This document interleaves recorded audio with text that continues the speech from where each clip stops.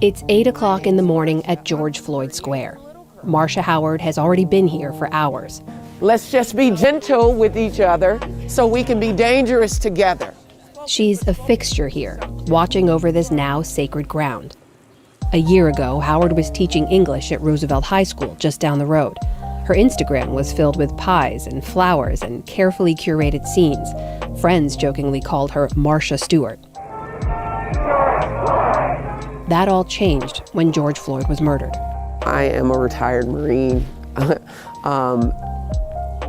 I joined during a war, and the idea that we would have the military come up my street and the MPD and the National Guard form a phalanx right here, precisely right here, broke something inside of me that had once been whole. It broke something, you say? It broke something. I couldn't sleep, I couldn't eat, I couldn't do anything. I couldn't. And so if I was awake, I was out here. And because I was always awake, I was always out here. We're attempting to affect change to address historical injustices. The dramatic transformation of Marsha Howard is exactly what I stand for and what motivates my videos, especially videos like this one. The world needs more people who make radical changes like herself.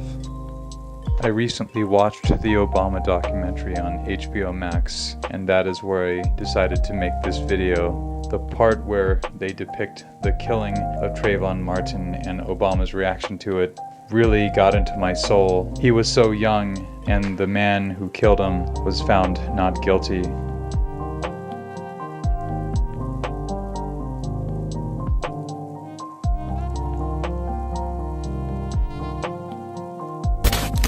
How does the death of George Floyd fit into that complicated history? You know, in so many ways we've been here before. One conviction doesn't change the demand for justice. And remember that the police kill on average 1,100 people a year, and the highest number of convictions for this set of officers ever in a given year is 11.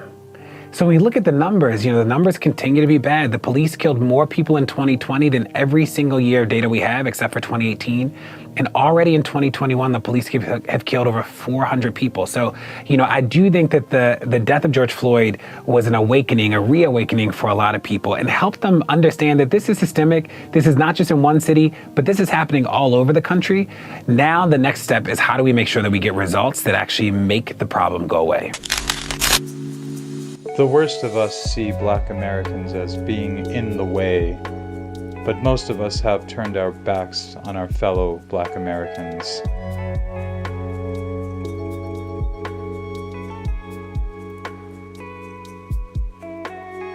I just wanted to go on record and share my thoughts and pay this tribute to those Black Americans that have died, but more importantly, to cast my hope that things will get better in the future.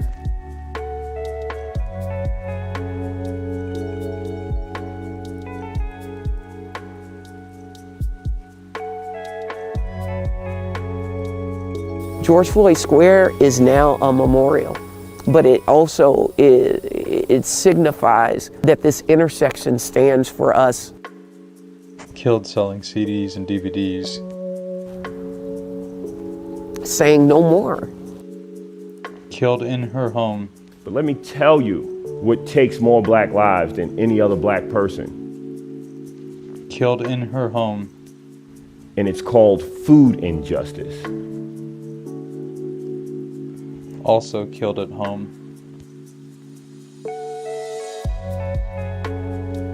Also killed in her home. We're done with status quo when status quo is the summary execution of Black people. Killed during a traffic stop while driving with his girlfriend. Killed walking back from a convenience store. Many of you say, if I were alive during the Holocaust, I would have done this. I would have done such and such. If I were alive during slavery, I would have done such and such. We're living in similar times. And I tell you that you're doing the same thing now that you would have done back then. Killed coming out of a garage holding a cell phone. Also killed in her home. And you have the ability to change it. God bless you.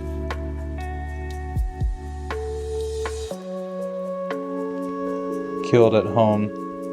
And my dad got sick. My dad actually died on his 7th heart attack. And a lot of that was because of what he consumed. We didn't necessarily know how to eat, but we couldn't afford to eat good food. We lived in the South Bronx, which was a food desert. Standing in his grandmother's backyard.